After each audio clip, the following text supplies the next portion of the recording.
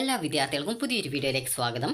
ഈ വർഷത്തെ +1 higher secondary trial allotment result നാളെ പ്രസിദ്ധീകരിക്കും. അപ്പോൾ വിദ്യാർത്ഥികൾക്ക് മെയ് 31 വൈകിട്ട് 5 മണി വരെ ഈ ഒരു ട്രയൽ അലോട്ട്മെൻറ്റ് റിസൾട്ട് ചെക്ക് ചെയ്യുന്നതിനും അതുപോലെ തന്നെ അപേക്ഷയിൽ എന്തെങ്കിലും തെറ്റുകൾ കടന്നുകൂടിയിട്ടുണ്ടെങ്കിൽ ആ ഒരു തെറ്റുകൾ തിരുത്തുന്നതിനും വിദ്യാർത്ഥികൾക്ക് അവസരം ഉണ്ടാകും. അപ്പോൾ വിദ്യാർത്ഥികൾ ശ്രദ്ധിക്കേണ്ട പ്രധാനപ്പെട്ട കാര്യം, നിങ്ങൾക്ക് ഒരു തവണ മാത്രമാണ് എഡിറ്റ് ആപ്ലിക്കേഷൻ എന്നുള്ള ലിങ്ക് വഴി ആപ്ലിക്കേഷൻ എഡിറ്റ് ചെയ്യുന്നതിനും അതുപോലെ ഒരു തവണ മാത്രമാണ് ഫൈനൽ കൺഫർമേഷൻ ചെയ്യാനും സാധിക്കുക. അപ്പോൾ കഴിഞ്ഞ വർഷം പല വിദ്യാർത്ഥികളും ഫൈനൽ കൺഫർമേഷൻ ചെയ്ത ശേഷം കൂടുതൽ ഓപ്ഷൻസ് ആഡ് ചെയ്യാൻ പറ്റുമോ, അല്ലെങ്കിൽ എൻ്റെ ഇന്ന വിവരം ഈ ഒരു അപേക്ഷയിൽ തെറ്റിപ്പോയി എന്ന് പറഞ്ഞിട്ടുണ്ടായിരുന്നു. അപ്പോൾ അതുകൊണ്ട് തന്നെ വിദ്യാർത്ഥികൾ ഈ ഒരു ആപ്ലിക്കേഷൻ എഡിറ്റ് ചെയ്യുന്ന സമയത്ത് തന്നെ നിങ്ങൾക്ക് എന്തൊക്കെയാണ് അപേക്ഷയിൽ ചെയ്യേണ്ട എഡിറ്റ്, അതുപോലെ എന്തൊക്കെയാണ് കാറ്റഗറി തെറ്റിപ്പോയിട്ടുണ്ടെങ്കിൽ അത് ആഡ് ചെയ്യേണ്ടതുണ്ടോ, അതുപോലെ തന്നെ പുതുതായിട്ട് ഓപ്ഷൻസ് ആഡ് ചെയ്യേണ്ടതുണ്ടോ എന്നിങ്ങനെയുള്ള കാര്യങ്ങളൊക്കെ കറക്റ്റായിട്ട് നൽകിയ ശേഷം മാത്രം, അതായത് പ്രിവ്യൂ പേജിൽ നിങ്ങൾ നോക്കുന്ന സമയത്ത് എല്ലാ ഡീറ്റെയിൽസും കറക്റ്റാണ്. ഇനി കോഴ്സുകൾ ആഡ് ചെയ്യേണ്ടതുണ്ടോ, അതായത് ഈ ഒരു ഓപ്ഷൻസ് ആയിട്ട് സ്കൂളും കോഴ്സും നിങ്ങൾക്ക് കൊടുക്കേണ്ടതുണ്ടോ എന്നുള്ളത് അനുസരിച്ചുകൊണ്ട് നിങ്ങൾക്ക് അതുപോലെ ഓപ്ഷൻ്റെ ആ ഒരു രീതി, അതായത് അതിൻ്റെ അറേഞ്ച്മെൻറ്റ്, അതായത് ഒന്നാമത്തെ ഓപ്ഷന് 10-ാമതോ 10-ാമത്തേതിന് 1-ാമതോ നിങ്ങൾക്ക് താല്പര്യമുള്ള രീതിയിൽ ചേഞ്ച് ചെയ്ത് കൊടുക്കണം എന്നുണ്ടെങ്കിൽ ആ ഒരു രീതിയിലൊക്കെ ചേഞ്ച് ചെയ്ത് പിന്നീട് യാതൊരു വിധത്തിലുള്ള തെറ്റുകളോ അല്ലെങ്കിൽ എഡിറ്റ് ചെയ്യാനോ ഇല്ല എന്ന് ഉറപ്പുവരുത്തിയ ശേഷം മാത്രം ഫൈനൽ കൺഫർമേഷൻ മെയ് 31 വൈകിട്ട് 5 മണിക്കാവും നിങ്ങൾക്ക് ചെയ്യാവുന്നതാണ്. അപേക്ഷയിൽ എന്തെങ്കിലും തെറ്റുകൾ ഉണ്ടെങ്കിൽ പിന്നീട് യാതൊരുവിധ കാരണവശാലും എഡിറ്റ് ചെയ്യുന്നതിനായിട്ട് സാധിക്കുന്നതല്ല. പിന്നീട് നിങ്ങൾക്ക് സപ്ലിമെൻ്ററി ഘട്ടത്തിൽ മാത്രമാണ് എഡിറ്റ് ചെയ്യാൻ സാധിക്കുക. ആ ഒരു ഘട്ടത്തിലേക്ക് പല സീറ്റുകളും ഫില്ല് ചെയ്യുന്നതായിരിക്കും. അതുകൊണ്ട് തന്നെ വിദ്യാർത്ഥികൾ ശ്രദ്ധിക്കേണ്ട കാര്യം, നിങ്ങളുടെ അപേക്ഷയിൽ എന്തെങ്കിലും തെറ്റുകൾ ഉണ്ടോ എന്നുള്ളത് ഫൈനൽ കൺഫർമേഷൻ ചെയ്യും മുമ്പായിട്ട് വിദ്യാർത്ഥികൾ ശ്രദ്ധിക്കേണ്ടതാണ്. അപ്പോൾ നിങ്ങൾക്ക് പല വിദ്യാർത്ഥികളും 1-2 സ്കൂളുകൾ ഓപ്ഷൻസ് നൽകാറുണ്ട്. അപ്പോൾ ആ ഒരു രീതിയിൽ നൽകാതെ നിങ്ങൾക്ക് താല്പര്യമുള്ള എല്ലാ സ്കൂളും, അതായത് അഡ്മിഷൻ കിട്ടിയാൽ നിങ്ങൾ വീട്ടിൽ നിന്ന് പോയിട്ട് വരാൻ സൗകര്യമുള്ള സ്കൂളുകൾ, അതുപോലെ നിങ്ങൾക്ക് പഠിക്കാൻ താല്പര്യമുള്ള കോഴ്സുകൾ ഏതായിരുന്നാലും നിങ്ങൾ ഓപ്ഷൻസ് ആയിട്ട് കൊടുക്കാനായിട്ട് ശ്രദ്ധിക്കേണ്ടതാണ്. അപ്പോൾ ഈ ഒരു റിസൾട്ട് വന്നു കഴിഞ്ഞാൽ നിങ്ങൾക്ക് എങ്ങനെ റിസൾട്ട് ചെക്ക് ചെയ്യാം എന്നുള്ളതും അതുപോലെ അപേക്ഷയിലെ ഏതൊക്കെ വിവരങ്ങൾ നിങ്ങൾക്ക് എഡിറ്റ് ചെയ്യാം എന്നുള്ളതും നിങ്ങൾക്ക് ഈ ഒരു വീഡിയോ വഴി മനസ്സിലാക്കാൻ സാധിക്കുന്നതാണ്. അപ്പോൾ ഈ ഒരു അലോട്ട്മെൻറ്റ് വന്നു കഴിഞ്ഞാൽ, നിലവിൽ ഈ ഒരു വെബ്സൈറ്റിൽ അതിൻ്റെ ലിങ്ക് ഒന്നും വന്നിട്ടില്ല. ഇവിടെ ഈ ഒരു ലിങ്ക് വരുന്ന സമയത്ത് കാൻഡിഡേറ്റ് ലോഗിൻ SWS എന്ന് പറഞ്ഞുകൊണ്ട് ലിങ്ക് നിങ്ങൾക്ക് കാണാൻ സാധിക്കുന്നതാണ്. അപ്പോൾ ആ ഒരു ലിങ്ക് വന്നിട്ടില്ല.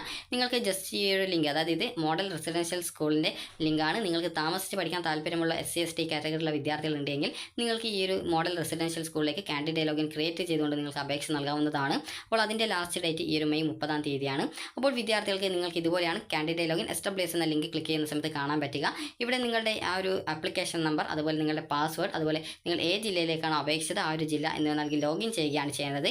ലോഗിൻ ചെയ്യുന്ന സമയത്ത് നിങ്ങൾക്ക് കാണാനായിട്ട് സാധിക്കുന്നത്, അതായത് ഈ ഒരു ലിങ്ക്സ് എന്നുള്ള ഭാഗത്ത് നിങ്ങൾക്ക് ഈ ഒരു ട്രയൽ അലോട്ട്മെൻറ്റ് റിസൾട്ട് ഡീറ്റെയിൽസ്, അതുപോലെ തന്നെ എഡിറ്റ് ആപ്ലിക്കേഷൻ എന്നിങ്ങനെയുള്ള 2 ലിങ്കുകളും, അതുപോലെ തന്നെ അതിന് മുമ്പിലായിട്ട് തന്നെ പച്ച കളറിൽ congratulation you have got trial allotment എന്നും, നിങ്ങൾക്ക് അലോട്ട്മെൻറ്റ് ലഭിച്ചിട്ടില്ല എങ്കിൽ sorry you have no allotment എന്നാണ് നിങ്ങൾക്ക് ലോഗിൻ ചെയ്യുന്ന സമയത്ത് കാണാനായിട്ട് സാധിക്കുക. അപ്പോൾ നിങ്ങൾക്ക് അലോട്ട്മെൻറ്റ് കിട്ടിക്കഴിഞ്ഞാൽ ഏത് സ്കൂളിൽ ഏത് കോഴ്സിലാണ് അലോട്ട്മെൻറ്റ് കിട്ടിയിട്ടുള്ളത് എന്നുള്ള ഡീറ്റെയിൽസ് നിങ്ങൾക്ക് അതിൽ കാണാൻ സാധിക്കും. അതായത് ഏത് സ്കൂളാണ്, സ്കൂളിലെ കോഡ് എന്താണ്, കോഴ്സ് എന്താണ്, കോഴ്സിൻ്റെ കോഡ് എന്താണ് എന്നിങ്ങനെയുള്ള ഡീറ്റെയിൽസ് കറക്റ്റായിട്ട് അവിടെ നൽകിയിട്ടുണ്ടാകും. അപ്പോൾ നിങ്ങൾക്ക് ഇനി ഈ ഒരു അലോട്ട്മെൻറ്റ് കിട്ടിയിട്ടുണ്ടെങ്കിൽ ട്രയൽ അലോട്ട്മെൻറ്റ് ഡീറ്റെയിൽസ് എന്നുള്ള ആ ഒരു ലിങ്കിൽ ക്ലിക്ക് ചെയ്യുക. ക്ലിക്ക് ചെയ്യുന്ന സമയത്ത് നിങ്ങൾക്ക്, അതായത് അവിടെ കാണാൻ സാധിക്കുന്നത് നിങ്ങളുടെ വ്യൂ റാങ്ക് ഡീറ്റെയിൽസ് എന്നുള്ളതും അതുപോലെ തന്നെ വ്യൂ അലോട്ട്മെൻറ്റ് ലെറ്റർ എന്നുള്ള ഒരു ലിങ്കും കാണാൻ സാധിക്കും. അപ്പോൾ ആ ഒരു ലിങ്കിൽ ക്ലിക്ക് ചെയ്ത് നിങ്ങൾക്ക് വ്യൂ അലോട്ട്മെൻറ്റ് ലെറ്റർ എന്നുള്ള ക്ലിക്ക് ചെയ്ത് അലോട്ട്മെൻറ്റ് ലെറ്റർ വേണമെങ്കിൽ പ്രിൻ്റ് ഔട്ട് എടുക്കാവുന്നതാണ്, അല്ലെങ്കിൽ ജസ്റ്റ് ഡൗൺലോഡ് ചെയ്തെടുക്കാവുന്നതാണ്.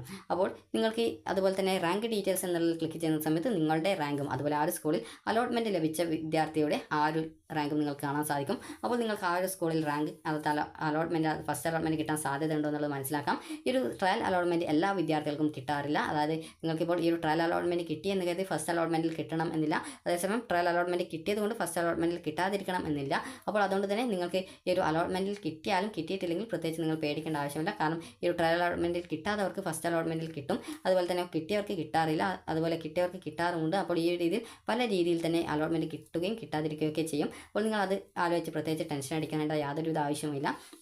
നിങ്ങൾ നൽകിയിട്ടുള്ള ഓപ്ഷൻസ് നിങ്ങൾക്ക് കുറഞ്ഞുപോയി, അതായത് സ്കൂളും കോഴ്സും നിങ്ങൾക്ക് വേണ്ടത് നൽകിയത് കുറഞ്ഞുപോയെങ്കിൽ നിങ്ങൾക്ക് ആ ഒരു കോഴ്സുകളും അതുപോലെ തന്നെ മറ്റ് ഡീറ്റെയിൽസുകളും നിങ്ങൾക്ക് നൽകാൻ സാധിക്കുന്നതാണ്. ഇനി വിദ്യാർത്ഥികൾക്ക് ഈ ഒരു അപേക്ഷയിൽ എന്തൊക്കെ വിവരങ്ങളാണ് എഡിറ്റ് ചെയ്യാൻ സാധിക്കാത്ത ഡീറ്റെയിൽസ് എന്ന് പറയാം.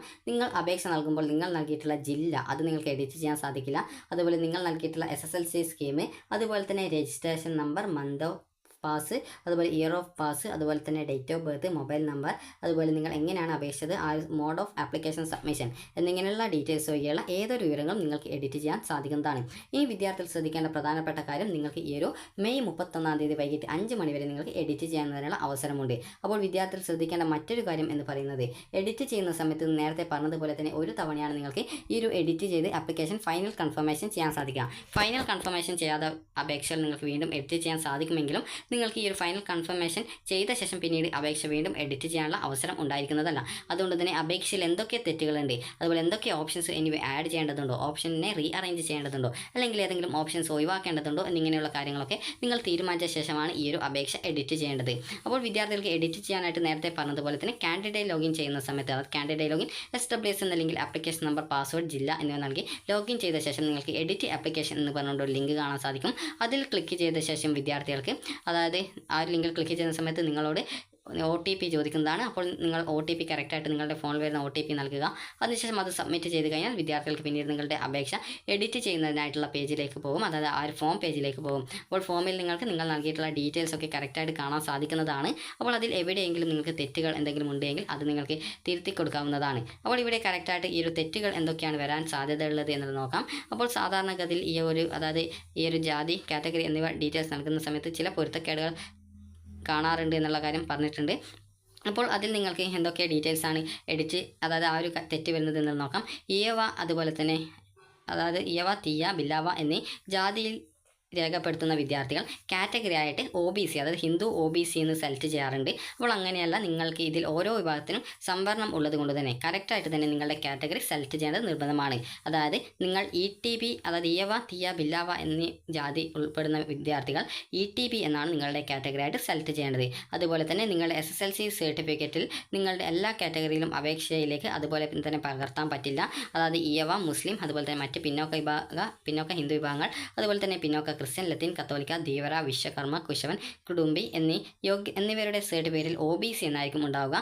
അപ്പോൾ നിങ്ങൾ അത് അങ്ങനെ OBC എന്ന് രേഖപ്പെടുത്തിയാൽ നിങ്ങൾക്ക് അലോട്ട്മെൻറ്റ് കിട്ടിക്കഴിഞ്ഞാലും അഡ്മിഷൻ കിട്ടാതെ വരുന്നതാണ്. അപ്പോൾ അതുകൊണ്ട് തന്നെ നിങ്ങൾ ആ ഒരു കാര്യം പ്രത്യേകം ശ്രദ്ധിക്കുക. ഈ ഒരു വീഡിയോയുടെ അവസാനത്തോടെ നിങ്ങൾക്ക് എങ്ങനെ നിങ്ങളുടെ കാറ്റഗറി കറക്റ്റാണോ എന്നുള്ളത് മനസ്സിലാക്കാം എന്നുള്ളത് നിങ്ങൾക്ക് പറഞ്ഞു തരാം. അപ്പോൾ നിങ്ങൾക്ക് ഈ ഒരു അതായത് നിങ്ങൾ അതർ എലിജിബിൾ കമ്മ്യൂണിറ്റി OECയിലെ വിദ്യാർത്ഥികളിൽ ഉൾപ്പെട്ടുള്ള 13 വിഭാഗക്കാരെയും OECയിലെ 7 വിഭാഗക്കാരെയും മാത്രമേ OEC ചെക്ക് ബോക്സിൽ ടിക്ക് ചെയ്യാനായിട്ട് പാടുള്ളൂ. അതുപോലെ തന്നെ ഈ ഒരു SSLC റീവാലുവേഷൻ മാർക്ക് നിലവിൽ നിങ്ങളുടെ ആ ഒരു പേജിൽ ഉൾപ്പെടുത്തിയിട്ടില്ല. അപ്പോൾ നിങ്ങൾക്ക് മാർക്ക് കൂടിയിട്ടുള്ള വിദ്യാർത്ഥികൾ, അതായത് നിങ്ങൾ റീവാലുവേഷന് കൊടുത്തപ്പോൾ B+ A ഗ്രേഡോ അല്ലെങ്കിൽ B ഗ്രേഡ് B+ഓ അല്ലെങ്കിൽ A ഗ്രേഡോ അല്ലെങ്കിൽ A+ ഒക്കെ ആയി, അതായത് നിങ്ങൾക്ക് ഗ്രേഡ് കൂടിയിട്ടുണ്ടെങ്കിൽ ആ ഒരു ഗ്രേഡ് നിങ്ങൾക്ക് ഈ ഒരു SSLC, HI, TSSLC എന്നിങ്ങനെയുള്ള വിഭാഗത്തിൽ ഉൾപ്പെട്ടവരും അതുപോലെ SSLC വിഭാഗത്തിൽ ഉൾപ്പെട്ടവർക്കും എഡിറ്റ് ചെയ്ത് നൽകാവുന്നതാണ്. അപ്പോൾ വിദ്യാർത്ഥികൾക്ക് ആ ഒരു കാര്യം പ്രത്യേകം ശ്രദ്ധിക്കുക. അതുമായി ബന്ധപ്പെട്ട് സെപ്പറേറ്റ് വീഡിയോ തന്നെ ചാനലിൽ അപ്ലോഡ് ചെയ്യുന്നതായിരിക്കും. അത് നിങ്ങൾ കറക്റ്റായിട്ട് ശ്രദ്ധിക്കുക.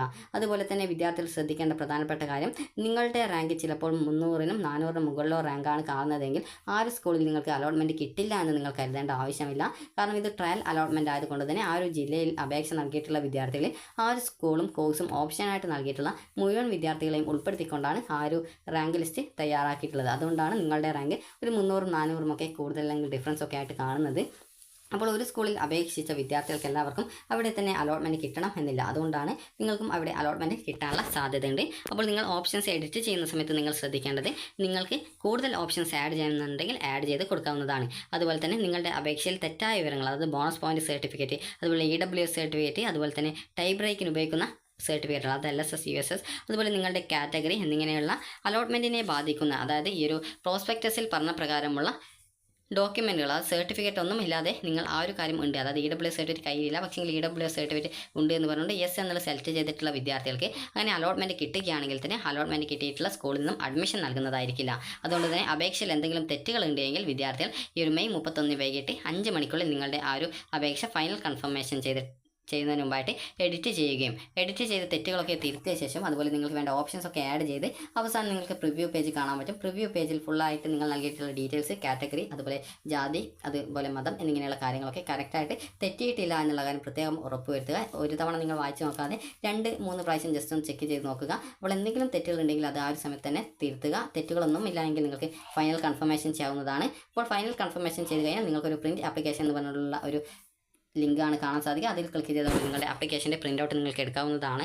അതായത് എഡിറ്റ് ആപ്ലിക്കേഷൻ എന്നുള്ള ലിങ്കിൽ ക്ലിക്ക് ചെയ്യുന്ന സമയത്ത് നിങ്ങൾക്ക് പിന്നീട് പ്രിൻറ്റ് ആപ്ലിക്കേഷൻ എന്നുള്ളൊരു ഓപ്ഷനാണ് കാണാൻ പറ്റുക. അതിൽ ക്ലിക്ക് ചെയ്ത് ആപ്ലിക്കേഷൻ പ്രിൻ്റ് ഔട്ട് എടുക്കാൻ സാധിക്കും. അതുപോലെ നിങ്ങളുടെ റാങ്ക് ഡീറ്റെയിൽസും അതിൽ നിങ്ങൾക്ക് കാണാനായിട്ട് സാധിക്കുന്നതാണ്.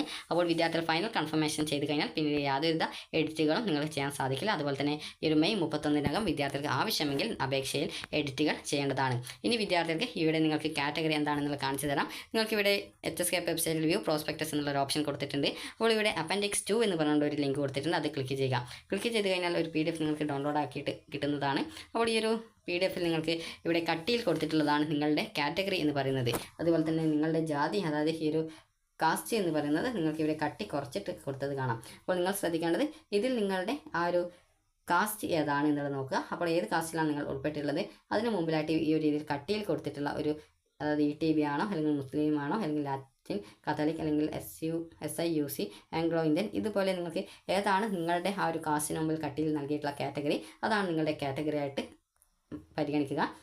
അതായത് നിങ്ങൾ ഉദാഹരണത്തിന് ഈയവ, തീയ, വില്ലാവ ഈ ഒരു വിഭാഗത്തിൽ ഉൾപ്പെട്ടുള്ളവരാണെങ്കിൽ നിങ്ങളുടെ കാറ്റഗറി ETB ആണ്, അല്ലാതെ OBC ആയിരിക്കില്ല. അതൊക്കെ വിദ്യാർത്ഥി ശ്രദ്ധിക്കുക. അതുപോലെ തന്നെ മുസ്ലിം കാറ്റഗറി, അതായത് മുസ്ലിം എല്ലാ ഇസ്ലാമിൽ ഉൾപ്പെട്ടിട്ടുള്ള വിഭാഗങ്ങളും മുസ്ലിം എന്നുള്ള ആ ഒരു കാറ്റഗറിയാണ് സെലക്ട് ചെയ്യേണ്ടത്. അപ്പോൾ ഈ ഒരു രീതിയിൽ ഇതിൽ നിങ്ങൾക്ക് കട്ടിയിൽ കൊടുത്തിട്ടുള്ളതാണ് നിങ്ങളുടെ കാറ്റഗറി, കട്ടി കുറച്ച് കൊടുത്തിട്ടുള്ളതാണ് നിങ്ങളുടെ കാസ്റ്റ് എന്ന് പറയുന്നത്. അപ്പോൾ നിങ്ങൾ ഏത് കാസ്റ്റിലാണ് ഉൾപ്പെടുന്നത്, അതിൻ്റെ കാറ്റഗറി ഏതാണോ അത് തന്നെയല്ലേ നിങ്ങൾ നൽകിയിട്ടുള്ളത് എന്നുള്ളത് പ്രത്യേകം ഉറപ്പുവരുത്താനായിട്ട് ശ്രദ്ധിക്കുക. കാരണം തെറ്റിക്കഴിഞ്ഞാൽ, അലോട്ട്മെൻറ്റ് കിട്ടിക്കഴിഞ്ഞാൽ നിങ്ങൾക്ക് സ്കൂളിൽ പോയാൽ അഡ്മിഷൻ തരുന്നതായിരിക്കില്ല.